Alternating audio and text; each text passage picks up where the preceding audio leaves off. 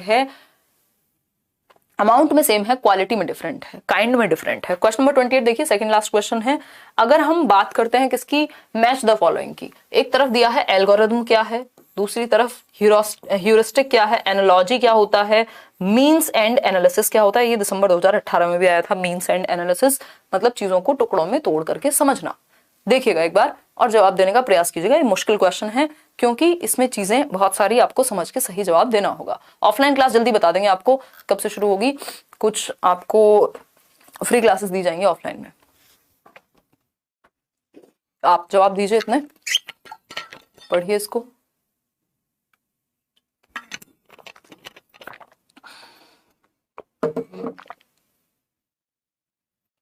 देखिएगा, अगर मैं बात करूं, डी ऑप्शन आप में से कई लोग कह रहे हैं एल्गोरिथम्स होते हैं कि ये स्टेप हैं, इनको ऐसे करना है, ये एल्गोरिथम है, पहले से सेट है। मान लीजिए कोई सॉफ्टवेयर भी है तो कुछ सेट तरीके होंगे, step by step prescribed solution of problem, बिल्कुल ठीक बात है। ह्यूरिस्टिक होता है जुगाड़ एक तरह का। अब जुगाड़ कहां लिखा हुआ है, a general strategy leading to the correct answer, है ना। घर में कुछ खराब हो जाए, आपको पता है वो जुगाड़ है, वो जो रिमोट को मार के ऐसे चलाना है, वो ह्यूरिस्टिक है एक तरह का, जनरली काम कर जाता है, हो सकता ना भी करे। तो बी का हो गया डी ऑप्शन। एनालॉजी होती है यानी आप समान मिलती जुलती चीज का उदाहरण दे रहे हैं कि आपकी आंख क्या है, कैमरा के जैसी है, ये एनालॉजी है जो आपने दी है, ठीक। तो keeping in mind solutions of problem similar to the problem at hand, ठीक। मीन्स एंड एनालिसिस होते हैं टुकड़ों में तोड़ के देखना। आपके पास एक बड़ा गोल है, आपको सीटेट डीट प्लस भी केवीएस क्लियर करना है, तो आपने टुकड़ों में तोड़ लिया, पहले सीटेट पे फोकस करती हूँ या करता हूँ, सीटेट में पहले ये सब्जेक्ट पे फोकस करती हूँ, ये स्कोरिंग है ना। एक दिन में सब कुछ नहीं कर लेंगे आप, तो ऐसे ऐसे चीजें यहाँ पे चल रही हैं, ठीक। हम कहेंगे एल्गोरिथम यानी फर्स्ट का सेकंड, ए का सेकंड सिर्फ डी ऑप्शन में ही है, ये तो सिंपल है, इजी है, ए का सेकंड। और आपका जो ये एनालॉजी है यानी सी का फर्स्ट भी है यहाँ, तो ये तो आसान है कि आप एक दो ऑप्शन में मैच करेंगे, आपको पता लग जाएगा, बाकी किसी में कॉमन नहीं है, तो D option is the right answer. Question number 29 देखिएगा, दो क्वेश्चन और हैं हमारे, फटाफट से समझेंगे हम। क्वेश्चन नंबर 9 कहता है learning is significantly affected by personal as well as environmental factors. ये क्वेश्चन भी हर बार आता है भाई। लर्निंग को प्रभावित करने वाले दो कारक होते हैं, एक पर्सनल यानी बच्चे से रिलेटेड, उसकी एज, उसका इंटरेस्ट, उसकी इंटेलिजेंस, उसका एप्टीट्यूड, उसका एटीट्यूड, ये क्या है, पर्सनल फैक्टर्स हैं जो बच्चे से जुड़े हुए हैं। एनवायरमेंटल फैक्टर्स क्या है, न्यूट्रिशन कैसा मिला, ट्रेनिंग कैसी मिल रही है, एजुकेशन कैसी मिल रही है ना, क्या रिसोर्सेज एनवायरमेंट में उसके अवेलेबल हैं, ये एनवायरमेंटल फैक्टर्स हैं। बिल्डिंग कैसी है स्कूल की, टीचर्स कैसे हैं, ये एनवायरमेंटल फैक्टर्स हैं। तो which of the following statement is correct in this context, यानी लर्निंग जो है वो सिग्निफिकेंटली यानी खूब अच्छे ढंग से प्रभावित होती है व्यक्तिगत और पर्यावरणिक कारकों से। इसके विषय में आपका कौन सा विचार सही होगा, ये पूछा है।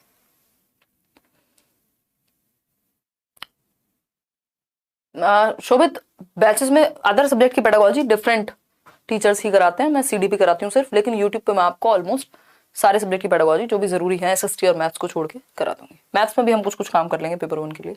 देखिएगा, aptitude and attitude both are personal factors, यानी अभिरुचि और अभिवृत्ति दोनों जो है वो पर्सनल हैं। एप्टीट्यूड यानी अभिरुचि, एटीट्यूड यानी अभिवृत्ति, तो ये दोनों पर्सनल फैक्टर हैं, व्यक्ति के, विद्यार्थी से जुड़े हुए हैं, चाइल्ड से जुड़े हुए हैं, बिल्कुल सही बात है ना, पर्सनल फैक्टर है।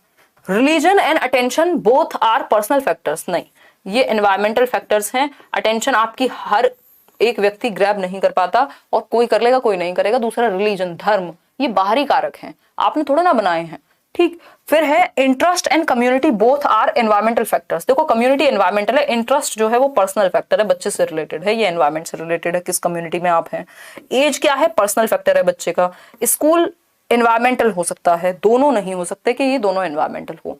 तो एक ही ऑप्शन सही है कि अभिरुचि और आपकी अभिवृत्ति दोनों व्यक्तिगत कारक हैं। यानी इसको अगर कई लोगों में कंफ्यूजन रहता है, A option is the right answer. अगर हम अभिरुचि और अभिवृत्ति की बात करें तो 1 मिनट में समझ लेना इसको। एप्टीट्यूड होता है आपका किसी एक काम को, किसी एक स्किल को एक्वायर कर पाने की क्षमता, है ना। आपका किसी एक स्किल या किसी एक काम को एक्वायर या करने की क्षमता, जैसे मेरे अंदर टीचिंग एप्टीट्यूड होगा है, ऐसा मैं मानती हूँ, और इसमें मैंने टीचिंग ट्रेनिंग भी कर ली तो थोड़ा और अच्छा हो गया होगा। लेकिन जिसमें एप्टीट्यूड ही नहीं है, कुछ लोग ऐसे हैं, मेरी एक फ्रेंड है, उसको टीचिंग में रत्ती भर का इंटरेस्ट नहीं है ना, उसको पसंद ही नहीं है, ना तो पेशेंस है ना एक्सप्लेन करना पसंद है उस तरह से, और भी बहुत सारे गुण होते हैं। ठीक, तो उस केस में अगर किसी के अंदर एप्टीट्यूड नहीं है किसी चीज को करने का और आप जबरदस्ती उसको कहे नहीं तुम्हें तो यही करना है, तो एप्टीट्यूड है आपके किसी स्किल को एक्वायर करने की क्षमता, your ability to acquire a skill जिसमें आप अच्छा कर पाए जिस फील्ड में। टीचिंग का एप्टीट्यूड हो सकता है, किसी में पॉलिटिशियन बनने का हो सकता है, किसी में कुछ और हो सकता है, अगर हम बात करें किसी में स्पोर्ट्स पर्सन बनने का हो सकता है। एटीट्यूड क्या है? एटीट्यूड है कि आपका नजरिया एक तरह का, यानी आप देखते कैसे हैं चीजों को, यानी आपका इंटरेस्ट किस चीज में है, आपका इंटरेस्ट, आपके बिलीव्स, कि आपका विश्वास किस चीज में है, किस तरह से आप देखते हैं, आपके व्यूज, बेसिकली आपकी वैल्यूज, किन चीजों में आपका इंटरेस्ट है, किन चीजों को आप वैल्यू करते हैं, किन चीजों को आप मानते हैं, किन चीजों को आप नहीं मानते। तभी तो हम बोलते हैं ना, इसमें इसका एटीट्यूड ही ऐसा है इस चीज को लेके, मतलब उसका बिलीफ सिस्टम उस चीज को लेके वैसा है, उसका नजरिया वैसा है। जबकि एप्टीट्यूड आपकी किसी स्किल को एक्वायर करने से संबंधित है। ये करियर के लिए इसका टेस्ट लिया जाता है एप्टीट्यूड का, इसलिए आप टीचिंग एप्टीट्यूड के क्वेश्चन वगैरह भी देखते हैं, केंद्रीय विद्यालय वगैरह में आते हैं। एटीट्यूड है आपका नजरिया कैसा है। ठीक, चलिए खैर, A option is the right answer. ये पर्सनल फैक्टर्स हैं एक व्यक्ति के, अलग अलग लोगों में अलग अलग होंगे। आज के लिए आखिरी सवाल आपके सामने प्रस्तुत है और आप जवाब देंगे खुशी खुशी नींद आने से पहले। In a socio constructivist frame learning and knowledge is, एक सामाजिक रचनावादी परिप्रेक्ष्य में अधिगम व ज्ञान, ध्यान से पढ़िएगा, लर्निंग यानी सीखना, ज्ञान यानी नॉलेज, ये कैसे हैं? सामाजिक संरचनावादी यानी जहां बच्चे ग्रुप में सीख रहे हो, जो वाइगोस्की को फॉलो करता हो। ठीक, समझिएगा एक बार, अगर हम बात करते हैं transmitted by the teacher to the learners, ऐसा नहीं है कि टीचर के द्वारा बच्चे में भर दिया जाएगा, ये टीचर है, खाली बर्तन बच्चा है और इसमें भर दो, ऐसा कुछ नहीं है। सोशियो कंस्ट्रक्टिविस्ट का मतलब है सब मिलके सीख रहे हैं, तो ये तो गलत है। Discovered independently by the learners, हाँ ठीक है।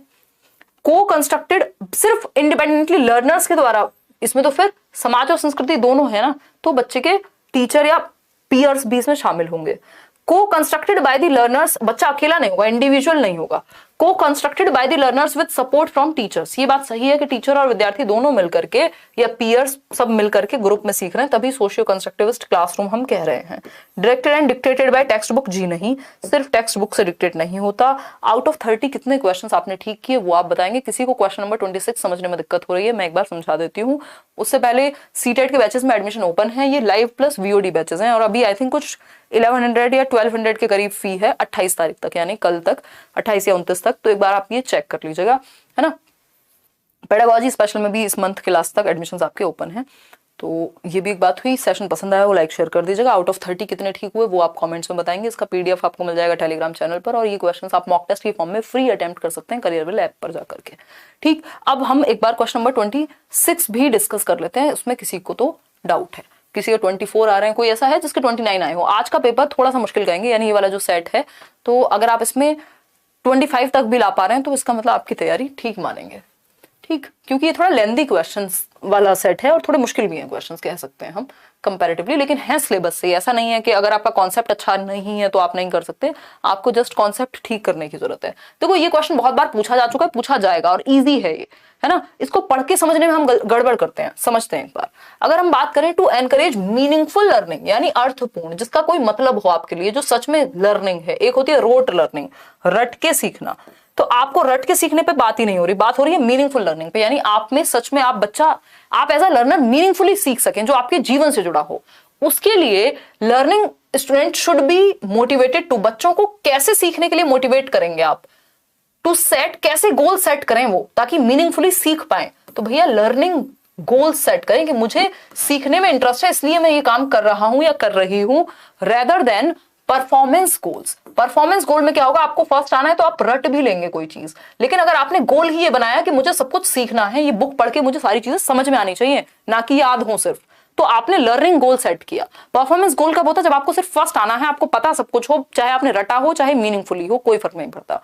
तो लर्निंग गोल्स की बजाय, रेदर देन का मतलब है लर्निंग गोल्स की बजाय, परफॉर्मेंस गोल्स की बजाय लर्निंग गोल्स सेट करने हैं, है ना। विद्यार्थियों के सार्थक शिक्षण के लिए उत्साहित करने के लिए उन्हें उद्देश्य के रूप में अधिगम, यहां पे हिंदी में अलग हो जाएगा, देखो ये हिंदी में होगा कि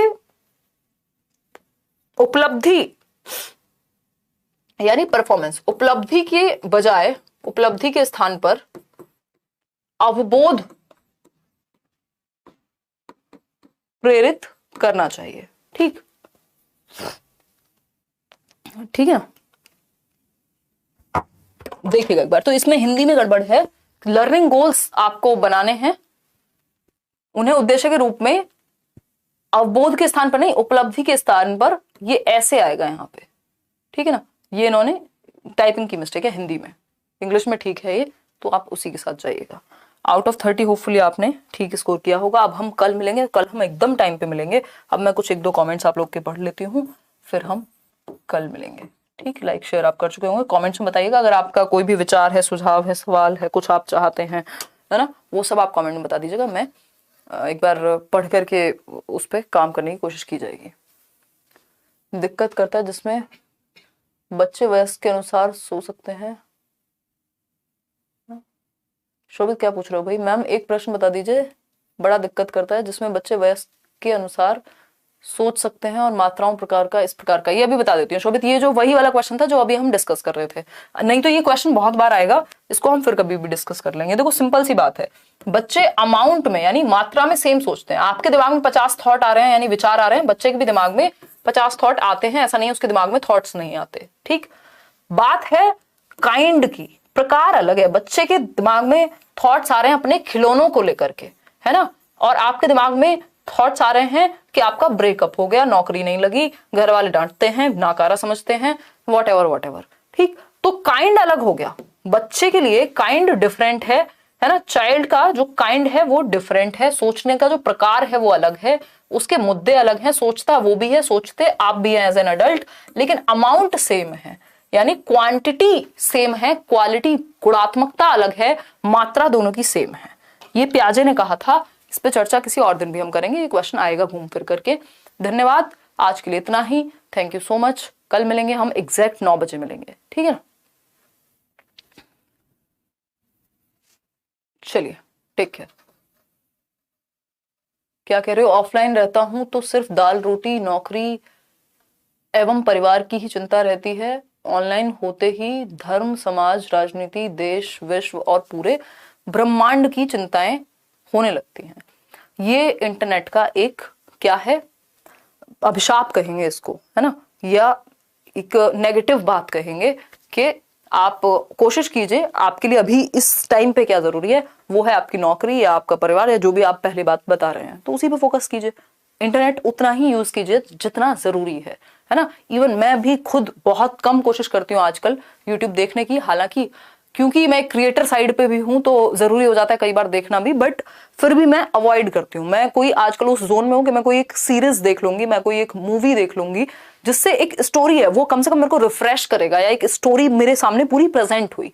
और अगर हम इंटरनेट की बात कर रहे हैं तो वो 1-1 सेकंड की रील्स, 1-1 सेकंड तो नहीं, खैर 1-1 मिनट 30 सेकंड्स की रील्स, वो शॉर्ट वीडियोस और फालतू की दुनिया भर की 5-5 मिनट की भी वीडियोस, इससे क्या होता है, ब्रेन आपका डिस्ट्रैक्ट होने की स्थिति में जाता है। मतलब वो डोपामिन इतना ज्यादा, मतलब बम्बार्डमेंट है वो, कि हर 5 मिनट में स्टोरी कोई कंप्लीट नहीं हो रही, बट वो 5-5 मिनट में आपने इतना डेटा दिमाग को दे दिया कि वो प्रोसेस करते करते परेशान हो जाएगा। तो जो काम की चीजें हैं, जब भी तो हम देखते हैं ना 1 घंटे की क्लास कितनी भारी पड़ जाती है, वहीं 1 मिनट की रील में हमें कोई समस्या नहीं है। तो वो जरूरी है कि आप थोड़ा सा दिमाग को चिल्ड आउट करके, और जो जरूरी है आपके जीवन में, जैसे आपकी पढ़ाई, तो आप उस पर फोकस करें। थोड़ा बहुत अगर आपको आधा घंटा देना है तो उस चीज में कर लीजिए, या कुछ ऐसा देख लीजिए जिसकी कोई स्टोरी हो, कोई सीरीज आप देख रहे हैं, कोई मूवी आप देख रहे हैं, तो खाना खाते हुए या कभी भी जब भी आपको लगता है कि वो आधा घंटा आपको एंटरटेनमेंट के लिए चाहिए, तो वो देख लीजिए। एटलीस्ट दिमाग आपका थोड़ा सा पीसफुल होगा, एक स्टोरी में बंधेगा। अदरवाइज इंटरनेट ने क्या किया है कि वो छोटे छोटे चंक्स में हमें चीजें दे दी हैं और दिमाग हमारा कंफ्यूज होता है, या बहुत ज्यादा इंफॉर्मेशन हो जाती है प्रोसेस करने के लिए। तो ये तो सच है ही। तो ये समाज और धर्म और पूरी दुनिया के मुद्दे आप तब संभालिएगा, पहले अपने घर की रोटी संभालिए, तो उसके लिए पढ़ाई कीजिए, है ना। टेक केयर, ध्यान रखिए, कल मिलेंगे। और अगर ऑफलाइन रहने में भलाई लग रही है तो ऑफलाइन रहिए, इंटरनेट पे कुछ दुनिया नहीं खत्म हो रही, जीवन आपका अपने ही जीवन में कुछ अच्छा करने से चलेगा, वीडियो देखने से तो नहीं चलने वाला। थोड़ा बहुत कभी अगर नॉर्मली देखते हैं, ज्यादा इंपैक्ट नहीं होते हैं तो देखिए, कोई दिक्कत नहीं है।